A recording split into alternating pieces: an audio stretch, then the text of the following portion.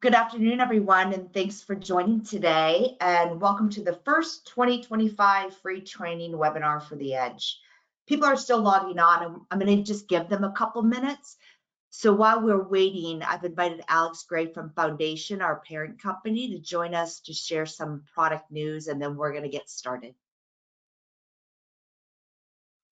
Thank you, Tammy. Hello, everyone. Thank you for taking the time to join today's free webinar session, as well as sitting through my quick spiel here. My name is Alex Gray, one of the regional sales managers at the main parent company, The Edge Foundation Software. I handle some of our smaller products here, WorkMax and Payroll for Construction, under the accounting family of products through Foundation. But just wanted to share some product news regarding our Payroll for Construction, our construction-specific payroll services, as well as WorkMax, our newest mobile time card application under that Foundation family of products. We'll first start with the actual payroll service. So with Payroll for Construction, we are an online payroll service provider only working in the construction industry. We're processing payroll in all 50 states. Doesn't matter if you're working in one state, multiple states, we'll be able to handle the full tracking and filing of that payroll information. With our payroll services, we are powered behind the scenes by that full Foundation accounting software. Foundation's had 40 years of experience in the construction industry. Payroll for Construction has been around since 2008. We had pulled those payroll services directly from that full Foundation accounting system. But what Payroll for Construction will do at our core, we'll pay the employees, check direct deposit, handle all the tax filings and payments, but we'll also automate the daunting part of the payroll process, that construction-specific reporting, where we'll automate those unions, certified payroll, job costing, EEO, minority compliance, and more, and have a few more of those referenced on the actual second tab here, where with that specific payroll and reporting related to the construction industry, again, multi-state, or if we're working in states like Ohio, Kentucky, where we have those wonderful local taxes that we need to track. With Payroll for Construction, everything can be set up as job-based, so that information will track and pull in what we are doing on that job and where that job is taking place. We could automate pay rates for any prevailing wage, union work, have that pulled in based on the trade classification, what that employee is set up as. Also automate those prevailing wage fringes or those union benefit calculations with those fringes and deductions. And also, too, then, all of our reporting is automated and included as a Payroll for Construction client. Print and electronic formats of those certified payroll reports, union reports, minority compliance, EEO reporting, going to have print and electronic formats available there as well, along with job labor, burden cost reporting, and workers' compensation from a high-level class breakout or get down into an employee-by-employee, earn code by earn code basis. We have that Payroll for Construction going to have that construction-specific payroll processing. Then the second product here that I'll cover is WorkMax, our newest mobile time card application. So with WorkMax and Payroll for Construction, those products can work together and directly integrate, or they can stand alone and integrate with other products that we are using there for accounting, payroll, in the office. With that mobile time card application, it could be a cloud-based platform that allows us to collect and share live data all from one single app. Helps users track and manage time, labor, and more with that easy-to-use platform. Within WorkMax, going to have clock in, clock out, or multiple timesheet options, as well as GPS location stamping, biometric facial recognition. When we clock in, clock out, we'll take a picture of the employee, verify it was that individual who was supposed to be completing that punch. Also have the ability for equipment tracking, going to have English and Spanish language formats available inside of that system, as well as have an offline mode for working somewhere remote, don't have a strong cell internet connection. That WorkMax at its core is a time tracking system, but we also have additional modules with the forms and insights, with forms providing electronic data collection from the field, whether it's a daily report, an injury report, or we have some sort of pre-job checklist that we want the employees to go through before they complete those punches. Have that tracked to the forms, passed back to the office, as well as real-time project productivity and progress tracking against that job's budget, with the Insights module giving us a look in real time of where those jobs stand against the ultimate scope. But didn't want to take up too much time at the beginning of the training webinar today. If anyone has any questions or interest in a live demonstration, feel free to reach out to our websites and schedule a demonstration, or my contact information, give me a call, shoot an email. We're happy to answer any questions or set up a live one-on-one demonstration. but I'll go ahead and pass this over to Tana and kick off the training webinar today. Thanks so much, Alex, and thank you, everybody. I'm just going to go over a couple housekeeping items, and then we will get started right away. First thing is, all lines have been muted. We do encourage you to ask questions, and you can type those into the questions window. And our moderator today will be Joe Pettit, so he will answer any questions that come in. This session will be recorded, and you will receive an email from GoToWebinar, or you can visit that YouTube playlist. And those recordings will be available within 1 day after the webinar. We also have a really new cool working session lab in March, and it's where you can work with your trainer to clean up and customize your group's database. So if you want a couple 2 days in Boynton Beach, you'll be able to clean those and customize those group databases up. We only have 9 spots left, and we expect that class to fill up pretty fast. So you guys are the first to know about this new working lab session. And you can download that handout. That includes a URL in that handouts window. So thanks for all for joining, and I'm going to pass that over to Tana. Tana, it's all yours. All right. Hi, everyone. Thanks for joining the webinar today. I'm Tana, and I'm one of the trainers at the Estimating Edge, and I'm going to cover how to customize and clean up your group's database. I'll be creating example groups for roofing, but this process could be applied to any trade that you use the Edge for, whether it's drywall or fireproofing or anything else. So let's get started. When you're in the conditions breadcrumb and you click on the plus button, these blue lines here are called categories. And within these categories, you have groups. Now, inside these groups are conditions. Those of you viewing this webinar have more than likely brought in conditions from a group before, and you might have found yourself bringing in the same conditions over and over again, adding or deleting things to and from those conditions every time you do a bid, or maybe you find yourself making the same changes repeatedly to groups that you use often. Also, systems tend to change, so what might have worked for you 3 years ago might not work for you today. You might have some outdated groups that no longer serve the needs for your company. You may also have a specific manufacturer that you work with often and need a custom group that's tailored to that manufacturer. So cleaning up and organizing these groups here is something that will ultimately save you time and effort when you're bidding.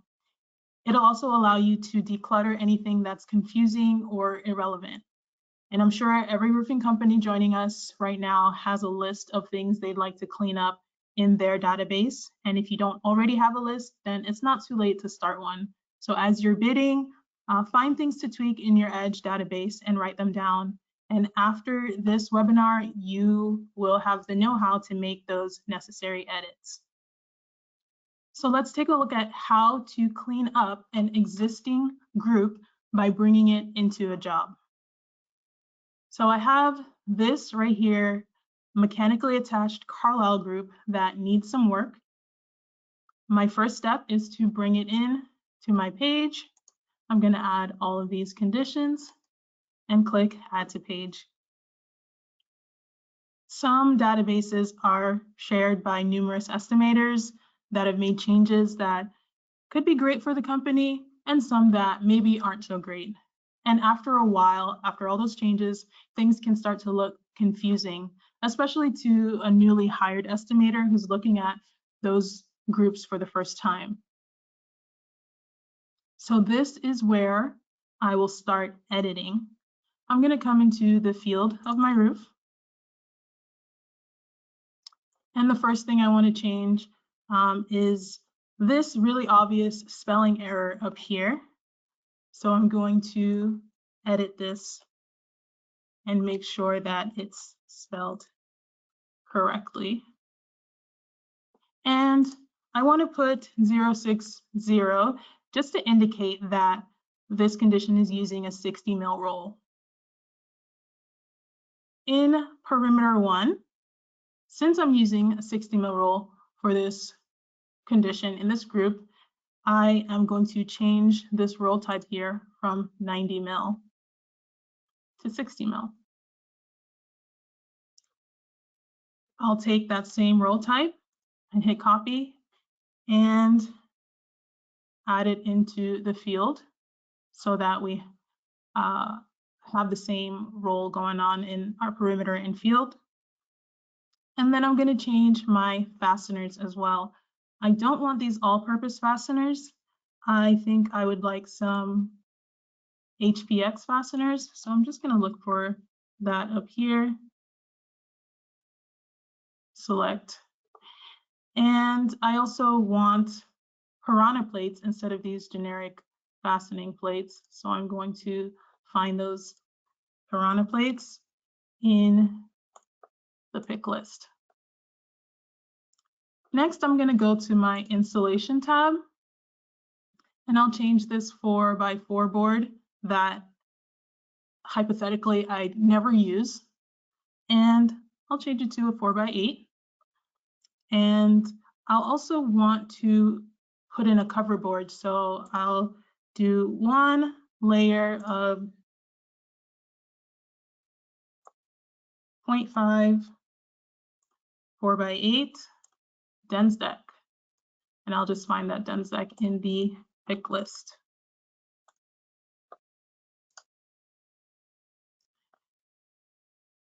Then I'm going to go over to the miscellaneous tab and just make sure that my subcontractor is turned on. I think we're good to go in this condition. The next condition I would look at is my wall flashing. So I'm going to double click to go into the condition properties for wall flashing.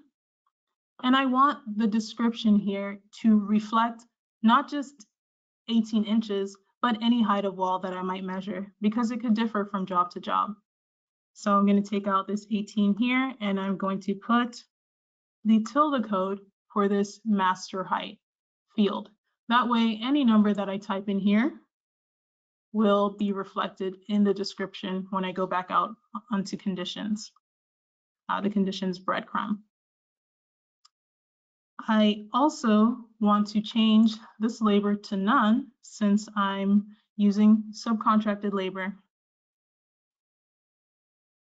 I'll take a look at the sheet metal tabs as well. I have a separate sheet metal condition, or numerous separate sheet metal conditions, so I won't need any of the sheet metal in here. So I want them to come in turned off. And finally, I'll take a look at the miscellaneous tab, and I want to just check out these items and check out the formulas and just make sure that they make sense. So this bonding adhesive I'm looking at here, it's saying that I'm getting 1 square foot of the bonding adhesive for every square of roll. And that would give me significantly less bonding adhesive than I might need. So I can edit this by double clicking, and instead of 1 square foot, I want 100 square feet per roll, or per squares of roll, I should say. I also will turn off this secure tape 3-inch.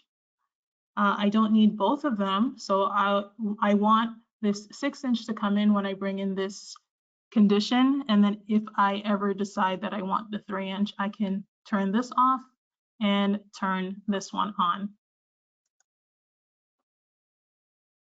So let's say every time I add this group, I forget to add general conditions, and I have to constantly go back to the groups database here and add them in after the fact, since I always need them for my job.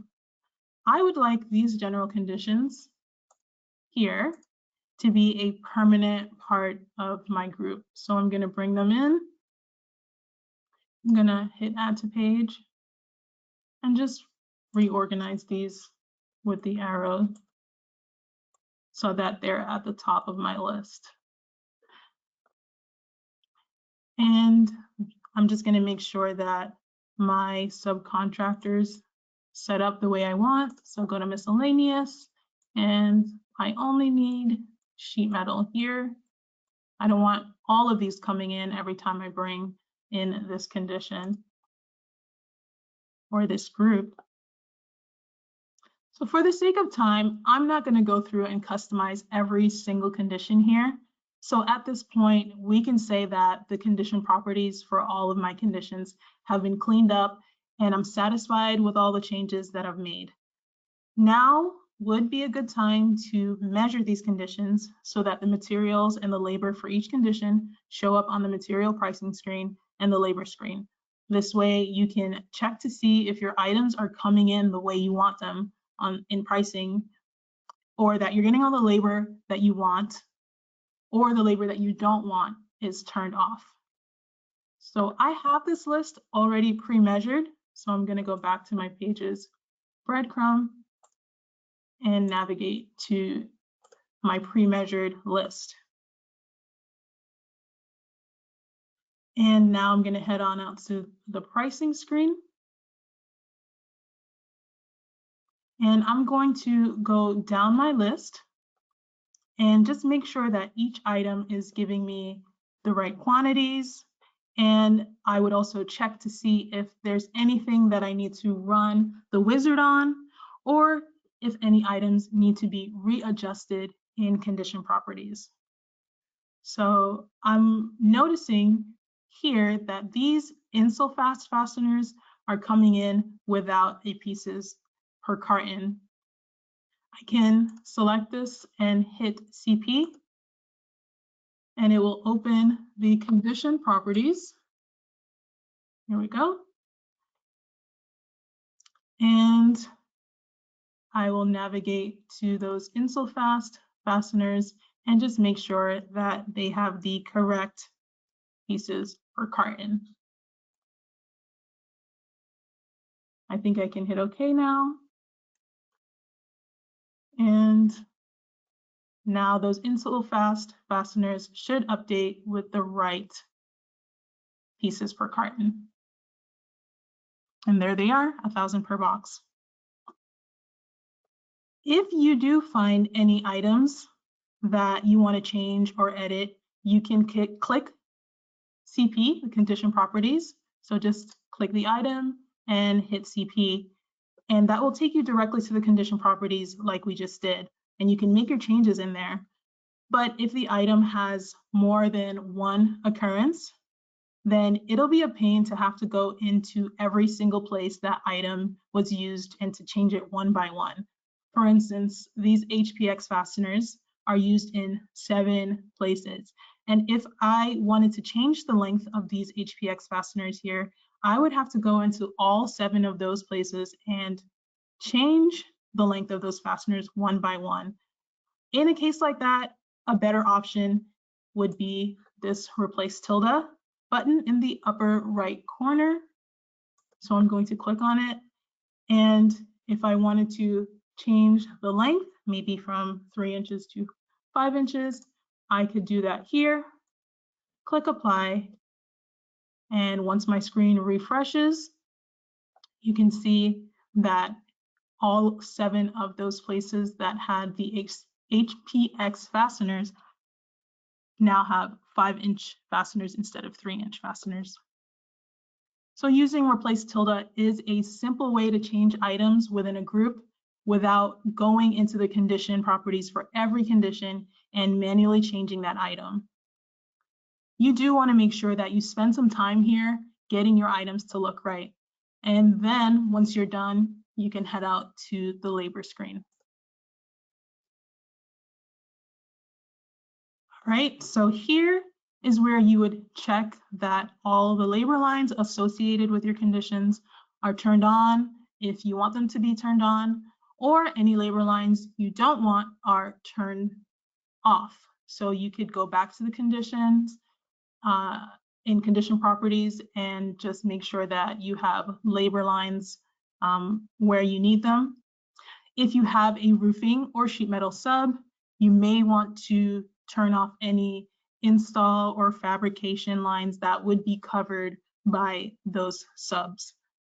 So when you do that, make sure that you have the necessary subs added into the field of your roof or into general conditions or anywhere else you might need them. In my hypothetical scenario, I have a roofing sub and a sheet metal sub, so I would just turn everything here off. And I'm going to refresh the screen. I don't really need any labor because I have subcontracting labor. So as a side note, if your desire is to adjust material pricing or labor productions related to a group, you can do that before saving your group. Just so you know, the items database is not necessarily tied to the group database. The group database holds the item, but the items database holds the pricing. So if you bring in an item that's used in more than one group, the price that was last saved for the item is what's going to come in when you bring in your group to a job. So just keep that in mind. So I'm going to head back to my conditions breadcrumb. And I'm ready to save. First, I will mark all these conditions. And next, I'm going to click this Create Group button. So we are technically editing a pre-existing group, but you'll have to save this list as a brand new group since groups can't be overridden in the database. So we will save this as a new group, and afterward, you can go into your database and delete or archive any old disorganized groups that you no longer need. So let's start with the code.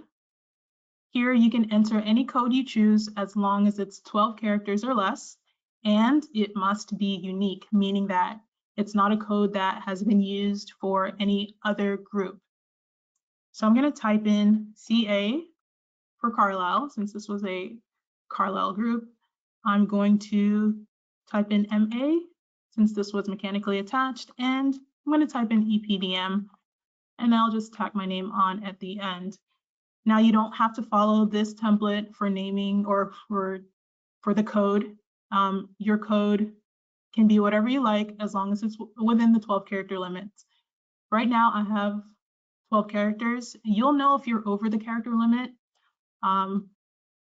because this field right here will light up red. So I added that one, which took me to 13 characters. I'm going to go back to 12. The description here is where you'll name your group, and you can type whatever is relevant to describing your group. So I'm going to name mine Carlisle, mechanically attached, EPDM 060.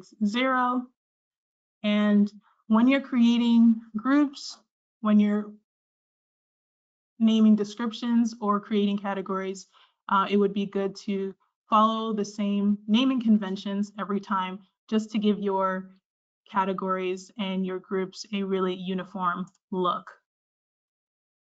So next, you would change the category that you'll be adding your newly updated group to.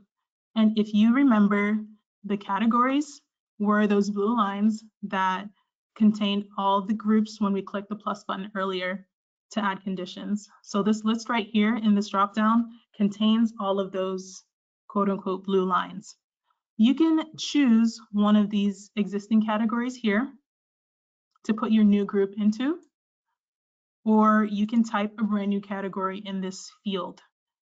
I want to put my group in a new uncluttered category, and I want it to be placed at the top of the list. So I'm going to call it 0000000.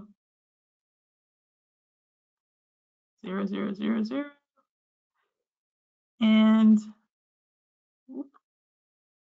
0000, Tana's groups. Okay, now I can click save. And that's going to take a few seconds. While that is working, I want to remind you all that we do have that 2-day Edge College Lab coming up on March 6th and 7th, and we are inviting all roofing clients to come in and get their databases customized and organized and cleaned up. We'll be doing nothing but database customization for those 2 days.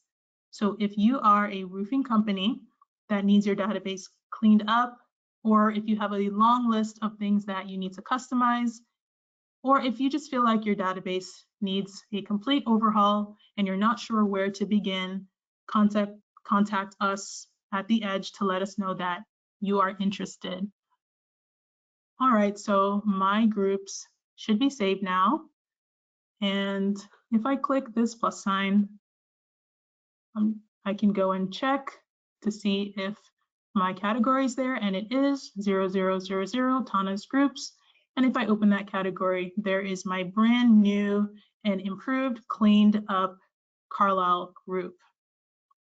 As a final step, you should bring this group in to a fresh practice job and measure the conditions, take a look at your results on the pricing and labor screen.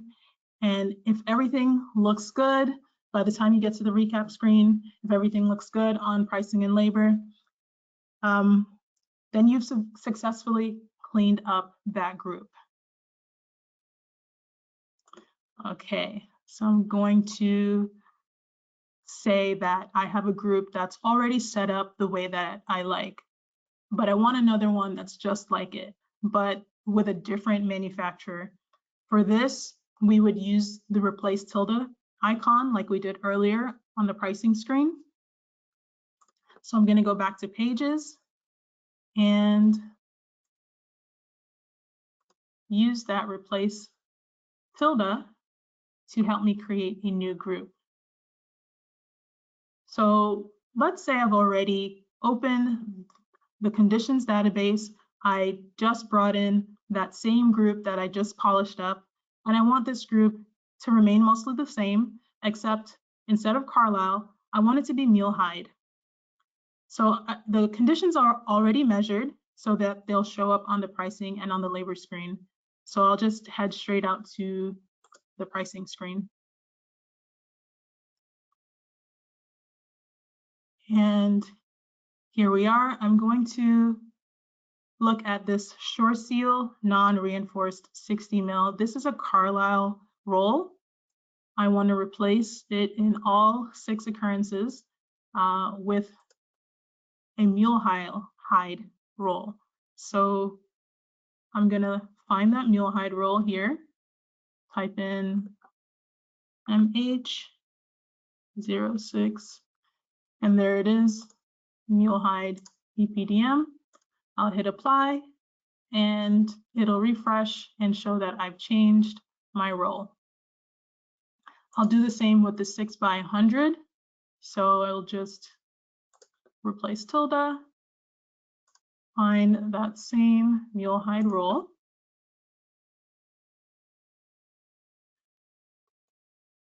and hit apply.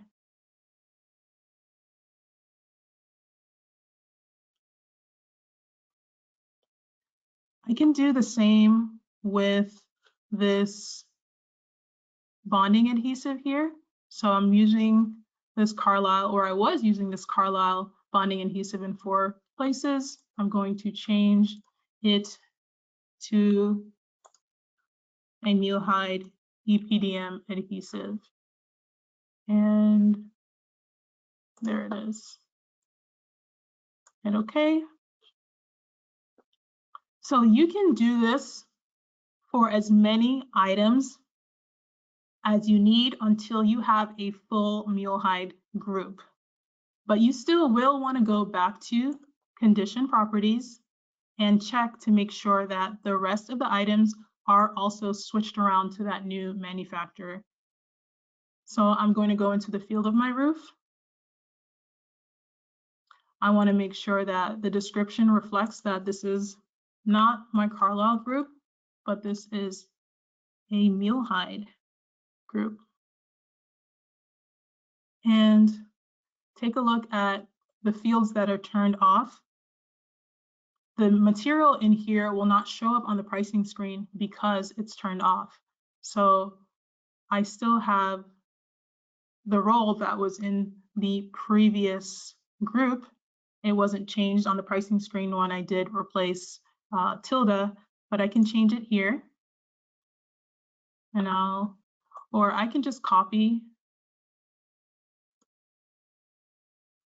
and paste this role. And there we go. And then I can turn it back off. And if I ever decide that I want to use this second perimeter, it will come in with the role type that I need.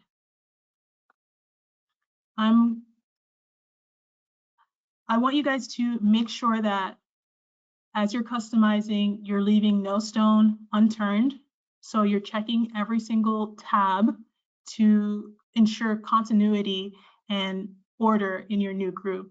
So I'm going to go into this installation tab here and just make sure that my installation is a Mulehide installation. And I'll just use one of these. I'll also change the fasteners to a Mulehide drill point fastener. I think that'll be okay for now. And I want to change the plates as well to a Mulehide plate.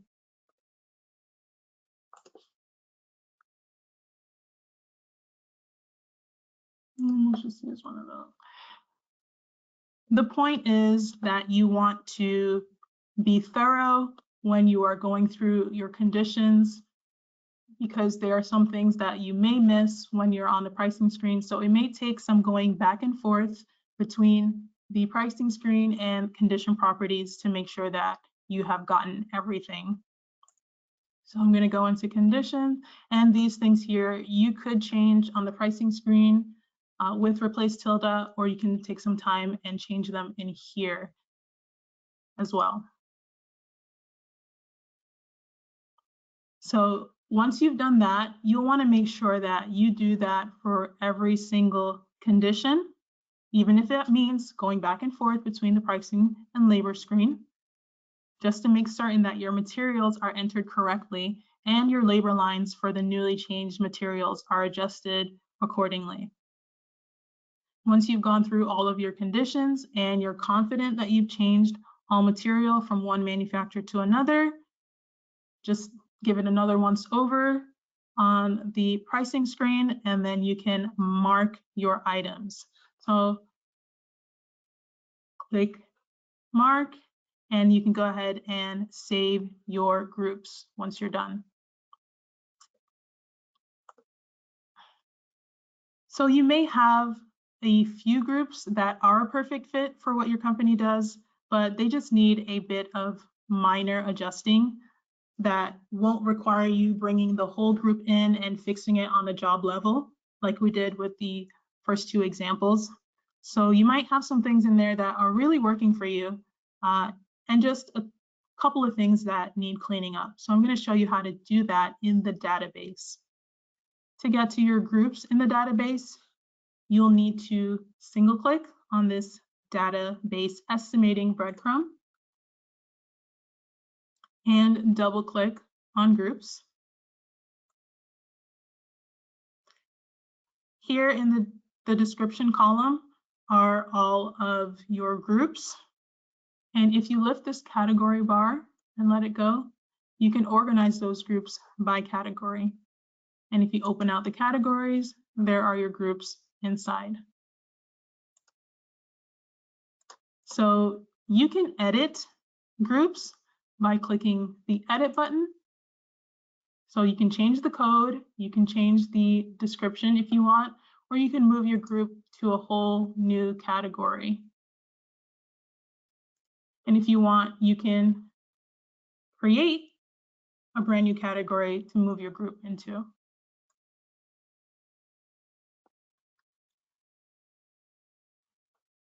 You can also copy and insert groups, and then you can go in and change manufacturers manually if you wanted to do that. If I click on a group like I just did, it will open out all of the conditions inside of this group. So this is my group here that just needs a bit of tweaking. You can, by the way, reorder these conditions by clicking on one and using these up and down arrows to move them. Okay, so I want to edit each of these conditions in here. Well, maybe not each of them, but a few of the conditions in here. So I'm going to click the edit button next to the condition that I want to edit. I'm going to open my curb by clicking the edit button, and this will open the condition properties for my curb. I'm going to turn on the counter flashing in sheet metal because I want it on for the curb. I use it for my curbs. I want to add in miscellaneous a linear foot of RTF or RTA, sorry, strip. So I'm just going to click add, and in the description, I will find that RTA strip that I need. There we go. And I want a linear foot of that. Let's give it a cost type, material, for every lineal foot of curb. Hit OK. And now I've added that in. I also want to add in a boom lift to the general conditions equipment. So I'm going to open the condition properties by clicking the edit button, navigate to miscellaneous, and add in that boom lift. We'll type it in here, and there it is. I'll make sure that the cost type says equipment and hit OK. Now I have my boom lift. I also don't want all of these cranes to come in every time I bring in this group, so I'm going to turn off my crane rental by the hour and my daily crane. I'm going to click OK here, and the last thing I'll do is I want a second or third wall flashing condition. So I'm going to copy this wall flashing condition here. Now I have two of them, and I'll go in and edit this wall flashing condition because I want this one to be a parapet wall. So I'll just rename it parapet, and I'll change the wall height to 36 inches. So those are some examples of ways that you can edit an already existing group in your database. Some things can't be done in your group database, such as adding new conditions. So if you need extra conditions that you can't just copy and insert like we just did, it would be better to bring that group in on the job level and make your changes there, like we did in our first example. Remember, even though you can't replace an existing group, you can bring it in into a job and add conditions and edit the condition properties and save that list as a new group. And then here is where you would go ahead and either delete or edit that group, edit the condition, the category. Maybe you can create an archives category and move all of those unused groups to that archives category. That way you don't have to completely get rid of them, but you don't have to look at them either. So just know that the changes that you make in this database will apply to all future jobs.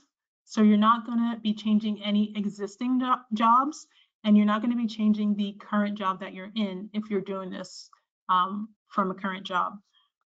So if I were to go back now to this conditions lookup, back to pages, and then back to the conditions breadcrumb, and then hit the plus button, the changes that I'm making here in this group right now won't show up, but if I bring the group into a future job, it will show up there with the new changes. So we've learned how to clean up a group and how to use replace tilde to change items in a group and how to organize your groups in the database. Thank you so much for listening. And again, all roofing companies are invited to our 2-day Edge College Lab. So hopefully I'll see some of you listeners out there at our lab on March 6th and March 7th. Thank you so much. Thank you, Tana. Thank you, everybody. There are a couple questions that probably need to get answered, and we will email those to you if we don't get those to you, get to you during the session. And then just lastly, when you leave, a pop-up window is going to appear with a survey, and I take your feedback really seriously, and I really appreciate all your responses. So I just want to thank you all for being a customer and have a great day. And we will get to those questions also if we didn't get to, we'll email you those questions or answers to the questions that we didn't get to today. Thank you again, everybody. Have a great day. Okay.